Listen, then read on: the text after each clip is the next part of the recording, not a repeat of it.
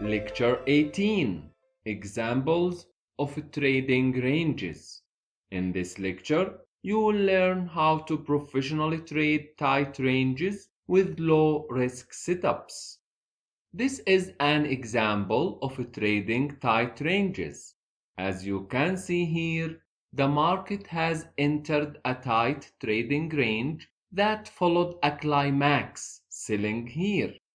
Usually, a tight range is a continuation signal, meaning it is more likely that the breakout will be in the direction of the trend that was before the tight range. This is true except when the tight range is preceded by a sell or a buy climax. In that particular case, the breakout might happen in either direction regardless of the prior trend. In the present example, the tight range was preceded by a sell climax, meaning the price has fallen too much in a short time, which is representing a sell climax. Therefore, there is little predictive power in this pattern, and you should expect the breakout to be in either direction. This tight range was broken here with these strong bull trend bars. But as I said earlier, it is common for a breakout to fail. So we need to wait for a pullback to see whether this pullback will be reversed to the upside or it will be pulled deeper inside the tight channel again. As you see here, the price was clearly rejected from the resistance line and the pullback reversed, which gave a buy signal. And this setup would be a good setup with a stop loss just a few pips below the resistance line and a first take profit near the swing high prior to the tight range here.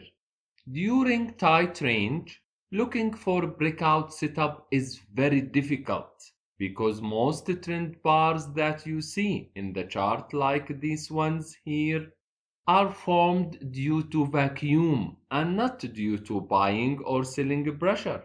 Therefore, they are very weak signals for a reversal or a breakout, and these setups shouldn't be traded. The vacuum effect was explained in the previous lecture, and briefly, a vacuum is happened, for example, near the resistance line because sellers stopped selling because they do not want to sell at the current price, so they wait for a higher price. While price action is contained within a tight range, it is not recommended for traders to buy or sell using stop orders. And this is because the price is choppy, with mainly mixed bear and bull bars. The best way to trade tight range is to step aside and to wait for the breakout to happen. But because most breakouts fail, the market usually shows many failed breakouts in both directions of the tight channel before the real one emerges. Therefore, it is wise to see the market reaction to the breakout before entering the market. Sooner or later, any breakout will have a pullback. The pullback could be small, and in that case, it will be reversed to continue trending in the breakout direction, which is what happened here. When the pullback that followed the breakout reversed and the price continues with the direction of the breakout. On the other hand, the pullback might grow into a deeper one that will go back inside the tight range, and in that case, it is highly probable that a failed breakout will lead to a breakout in the opposite direction.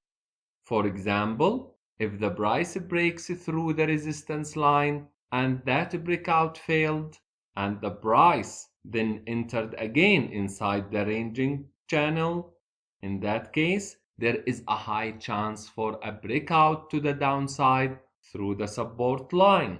In a summary, I need to say that tight trading range is one of the most difficult price action pattern for trading. So, it is better to wait either for a breakout or for at least a transition from a tight range into a wider trading range, which is wide enough for at least a profitable scalping. Once the price is stuck inside a tight range, it is better not to trade because of two reasons. The first one is that in the tight range, there is no enough room for a profitable trades, even for scalping. The second reason is that tight range means that the market has lost its direction and the probability is equal for a breakout in either direction. So this would be the end of this section, and in the next section you will learn about trading trends, how to measure the strength of the trend, in addition to common trend patterns and examples showing how trends can be traded successfully.